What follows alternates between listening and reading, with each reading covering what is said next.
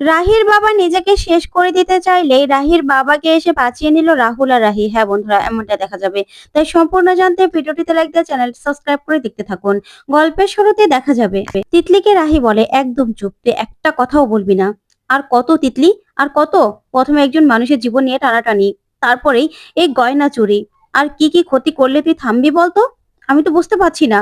ওইদিকে ঠাম্মি বলে ওঠে, কি হচ্ছে আমি তো সেটাই বুঝতে পারছি না, এখানে গয়না। তখন দাদুভাই বলে, হ্যাঁ রাহুল দাদুভাই, আমি তো কিছুই বুঝতে পারছি না। ওইদিকে তিতলি বলে, আমি ভুল কি বলেছি, আমি তো ঠিকই বলেছি। ঠিক তখনই রাজীব বাবু প্রচন্ড রেগে যায় তিতলির উপর আর বলে, একদম চুপ।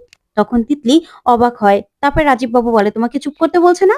তুমি একটা কথা বলবে না, তোমার মুখ থেকে একটা কথা আমরা শুনতে চাই না। অসভ্য, ক্রিমিনাল মেয়ে একটা, চুরি করো আবার বড় বড় কথা বলছো। এত বড় বড় কথা তোমার আসে কোথা থেকে? তুমি একটা হলে ক্রিমিনাল মাইন্ডের মেয়ে। তোমার মতো অসভ্য ক্রিমিনাল আমি একটাও দেখিনি।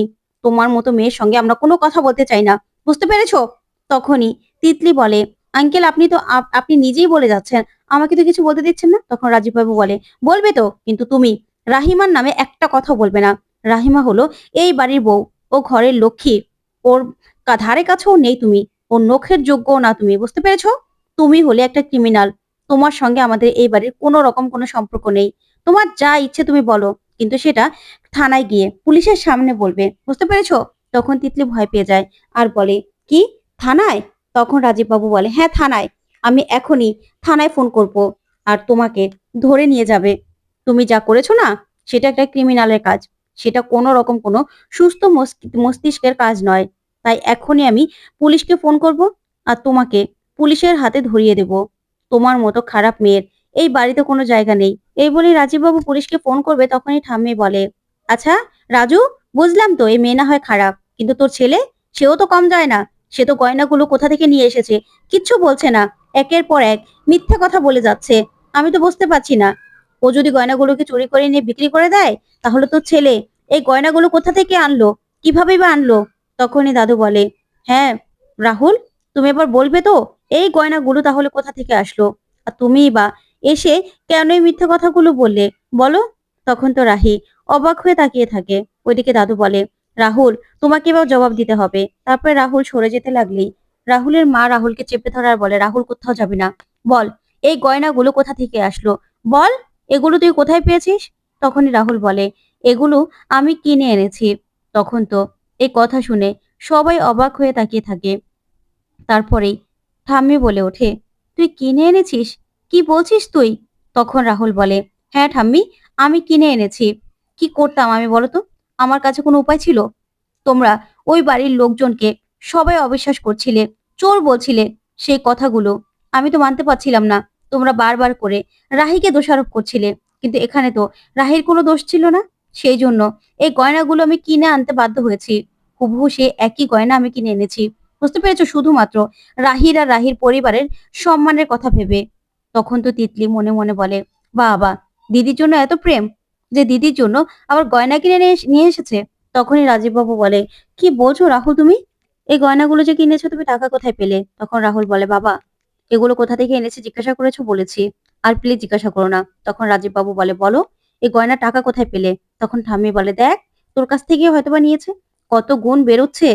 তখন রাজীববাবু বলে, দেখুন পিসিমা, আপনি এসব কথাগুলো বলবেন না, আমার ছেলে এরকম না। রাহুল বলো। তখনই নিমু বলে, ওর সেভিংস ভেঙে দিয়েছে, সেভিংসে সব টাকা তুলে নিয়েছে। তখন এই কথা শুনে ঠাম্মি অবাক হয়ে যায়। ওইদিকে রাহি কাঁদতে থাকে। তারপর দেখা যাবে রাহুলের মা অবাক হয়। তারপরেই নিমু বলে, হ্যাঁ, তারপরেও যখন টাকাগুলো হচ্ছিল না, তখন বৌদি জানো, ওর বাইকটা সেটাও ও বিক্রি করে দিয়েছে টাকা জোগাড় করার জন্য। তখন রাহি কান্নায় ভেঙে পড়ে। আর তখন রাজীববাবু বলে, রাহুল, কি বলছে এসব নিমু? তারপরে রাহি মনে মনে বলে, রাহুল, তুমি আমার জন্য এত কিছু করলে, আমি এই সব কিছু শোধ কি করে দেব? এগুলোর ঋণ কি করে শোধ করব আমি? তুমি এত কিছু কেন করলে আমার পরিবারের জন্য? ওইদিকে টিকলি মনে মনে বলে, দিদিকে ভালোবেসে নিজের বাইক পর্যন্ত বিক্রি করে দিল নিজ দিদির জন্য, গয়না কিনে নিয়ে আসলো। দিদি, তোর মধ্যে এমন কি আছে রে, যে আমার মধ্যে নেই? তোকে এই কদিনে রাহুল এতটা ভালোবেসে ফেলেছে, তোর কথায় উঠছে বসছে, তোকে চোখে হারাচ্ছে। আর আমি আমি তো কিছুই পেলাম না, দেখ, আমার কপালে কিছুই জুটলো না। ওইদিকে রাহির বাবা ফ্যানের মধ্যে ওড়না ঝুলিয়ে নিজেকে শেষ করে দেওয়ার চেষ্টা করে। তখনই রাহির ছবি দেখেই রাহির বাবা নেমে আসে। তারপরেই সেই ছবিটা ধরেই কান্নায় ভেঙে পড়ে। আর পিসি ঠাম্মার বলা সেই চোরের অপবাদ, সেই কথাগুলি ভাবতে থাকে আর কাঁদতে থাকে। ওইদিকে দেখা যাবে রাজীব বাবু রাহুলকে গিয়ে বলে, রাহুল, নিজের শখের বাইকটা বিক্রি করে দিলে? তখন রাহুলের মা বলে, রাহুল, ওই বাইকটা তোমার কত প্রিয় ছিল, সেই বাইকটাও তুমি বিক্রি করে দিলে? তখন রাহুল বলে, হ্যাঁ মা, আর কি করতাম বলো তো? তখন দাদু বলে, কেন? আবার নিজের সেভিংস এর টাকাগুলোও তো নাকি তুলে নিয়েছো, কেন করলে এটা বলো? তখন রাহুল বলে, কি করতাম দাদু বলো তো, কি করতাম? এই বাড়িতে প্রত্যেকবার রাহিকে অপমানিত হতে হচ্ছে, রাহির বাড়ির মানুষদেরকে অপমান করা হচ্ছে। ওরা কেমন মানুষ সেটা তো আমি জানি বলো। সেজন্যই আমার কাছে আর কোনো উপায় ছিল না। এতগুলো গয়না কেনার জন্য অনেকগুলো টাকা দরকার ছিল তো, সেই টাকাটাই আমি জোগাড় করেছি। প্লিজ এবার তোমাদের সবাইকে সবটা বলে দিয়েছি, আমাকে প্লিজ আর কিছু জিজ্ঞাসা করো না। তখন পিসি ঠাম্মা বলে, সেজন্য তুই এত কিছু করবি? তখন রাহুল বলে, আর কি করতাম পিসি ঠাম্মা, তুমি তো রাহিকে কত কথা শোনালে। তখন রাহুলের মা বলে, রাহুল, তুই বারবার করে কেন সবাইকে বলছিস বলতো? আমরা কেউ তো রাহিকে বা রাহির পরিবারকে কিচ্ছু বলিনি। আর যা বলেছে পিসিমাই তো বলেছে, আমরা কি কেউ কিছু বলেছি? তো তখন পিসি ঠাম্মা বলে, বাবা বৌমা, এখন সব দোষ আমার হয়ে গেল না? তুমিও কি সুযোগ পেলে কম বলো নাকি? তখনই রাহুলের মা বলে, না পিসিমা, আপনি যা বলার আপনিই বলেছেন, আমরা কিছু বলিনি। তখন রাহুল বলে, মা, আমি জানি সুযোগ পেলে তুমিও রাহিকে কথা শোনাতে ছাড়তে না, কারণ তুমিও রাহিকে আজও পর্যন্ত মন থেকে মেনে নিতে পারোনি, সেটা তো আমি জানি। তখনই রাহুলের মা রাহুলের কথা শুনে অবাক হয়ে তাকিয়ে থাকে আর বলে, রাহুল, তুই এটা বলতে পারলি? তখন রাহুল বলে, হ্যাঁ মা, তুমিও সুযোগ পেলে রাহিকে সব সময় কথা শোনাও, ওর তো কোনো দোষ নেই, এখানে ওর কি কোনো দোষ আছে? তুমি এখনো রাহিকে পছন্দ করো না, তাই আমি বলছি। তখনই ঠাম্মি বলে, কিন্তু রাহুল, আজকে তো বৌমা কিছু বলেনি, তাহলে কেন আজকে বৌমাকে তো এই কথাগুলো শোনাচ্ছিস? তখন দাদু বলে, হ্যাঁ দাদু ভাই, আজকে বরঞ্চ বৌমা রাহির হয়ে কথা বলেছে। দিদি যখন এই কথাগুলো বলছিল, তখন বৌমা বলেছে যে রাহির বাড়ির পরিবারের কেউ এই কথা কাজ করতে পারে না। তখন রাহুল মনে মনে বলে, এই রে, একটা ব্লেন্ডার করে ফেলেছি। তখনই রাহুল ওর মায়ের কাছে গিয়ে বলে, মা। তখনই রাহুলের মা বলে, ব্যাস, আর কিছু শুনতে চাই না, এই বলে চলে যেতে লাগলেই রাহি বলে, মা আপনি যাবেন না। তখনই রাহুলের মা বলে, রাহি সরো এখান থেকে। তখন রাহি বলে, না মা, আমি সরবো না, আমি আপনার কাছে ক্ষমা চাইছি, এই সব কিছু আমার জন্য হয়েছে মা। রাহুল তখনই রাহুলের মা বলে, রাহুল, কি রাহুল, তোমার মুখে না আমি আর একটা কথাও শুনতে চাই না। যাই হয়ে যাক না কেন, তোমাকে আমি এই বাড়ির বউ হিসেবে কোনোদিনও মানিও নি, আর মানবো না। আমার ছেলের বউ হওয়ার কোনো যোগ্যতাই তোমার নেই, বুঝতে পেরেছো? আমি তোমাকে কোনোদিনও মানতে পারবো না। তখনই রাজীব বাবু বলে, তুমি এটা বলতে পারলে কনক? কেন, কেন মেয়েটাকে এই কথাগুলো শোনাচ্ছ? ও তো তোমার পক্ষ নিয়েই কথাগুলো বলছিল, তাই না? তাহলে এই কথাগুলো কি এখন বলার কোনো দরকার ছিল বলো? মেয়েটাকে কষ্ট দিয়ে কেন এসব কথাগুলো বলছো বলো তো?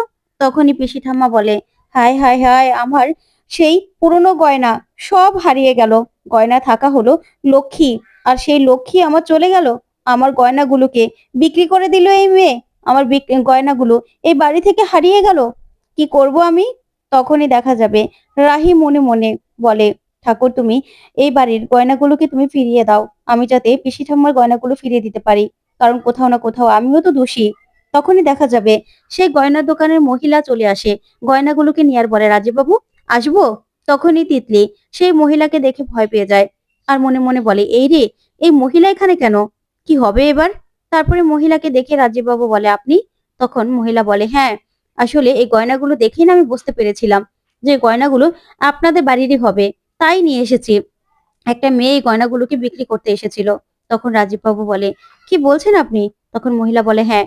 তখনই তিতলিকে দেখেই মহিলা চমকে যায় আর বলে, এই মেয়ে এখানে কি করছে? তখন রাজীব বাবু বলে, আপনি ওকে চিনেন? তখন মহিলা বলে, হ্যাঁ, এই মেয়েটাই তো এই গয়নাগুলো নিয়ে আমার এখানে এসেছিল, আর বললো ওর বাবা মা নাকি মারা গেছে, ওর ঠাকুমা নাকি এই গয়নাগুলো সেই জন্যই আমার কাছে বিক্রি করতে এসেছিল। তখনই গয়নাগুলো দেখেই পিসি ঠাম্মা বলে, এই তো আমার সেই পুরনো গয়না।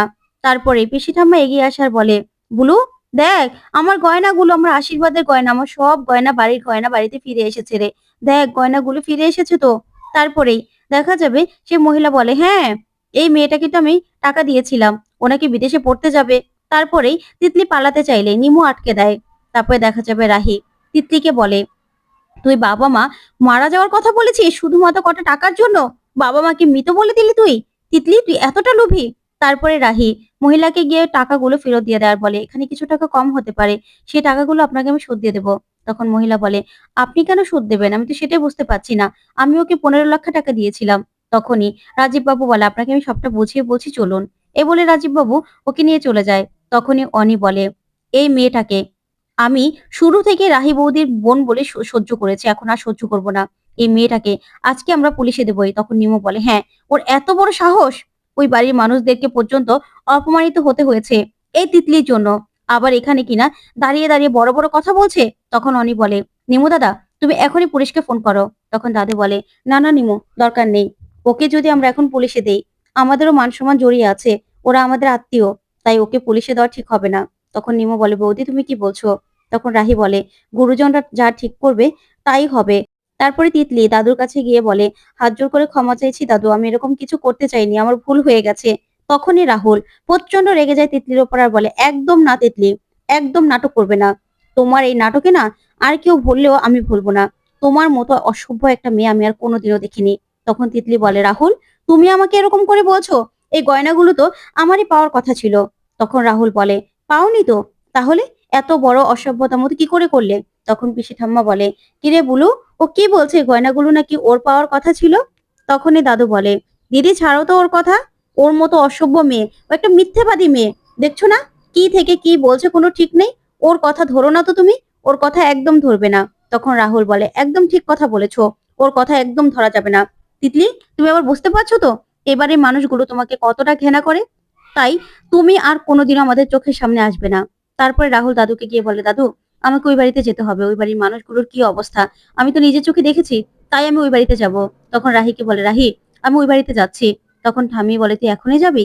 তখন রাহুল বলে, হ্যাঁ ঠাম্মি, ওই বাড়ির মানুষগুলোর এখন কোন অবস্থায় আছে আমি জানি না। আমি গেলে যদি তারপরে একটু নিজেদের পরিস্থিতিটা সামলে নিতে পারে, আমাকে যেতে হবে, ওদের কাছে ক্ষমা চাইতে হবে। ওইদিকে দেখা যাবে রাহির কাকাই হ্যারিকে বলে, হ্যারি তুই রাহিকে ফোন কর, রাহি আসলে যদি দাদাকে আটকাতে পারে। তখনই হ্যারি রাহিকে ফোন করে আর বলে, রাহি দিদি এখানে সর্বনাশ হয়ে গেছে। তখন রাহিকে সবটা খুলে বলে হ্যারি। তখন রাহি বলে, তুই আমাকে এখন ফোন করছিস, আর আগে ফোন করবি না? তখন হ্যারি বলে, কি করবো, মাথায় কিচ্ছু ছিল না রে রাহি দিদি, তুই তাড়াতাড়ি আসবি না, আমাকে বকবি। তখন রাহি বলে, আমি আসছি, আমি এখনই আসছি। এই বলেই রাহি ফোনটা রাখে আর বলে, আমি আসছি, তোরা চিন্তা করিস না। তারপরে রাহি গিয়ে দাদুকে বলে, দাদু ওইদিকে বাবা নিজেকে দরজায় বন্ধ করে দিয়েছে অপমান সহ্য করতে না পেরে, মা অজ্ঞান হয়ে গেছে, আমাকে যেতে হবে।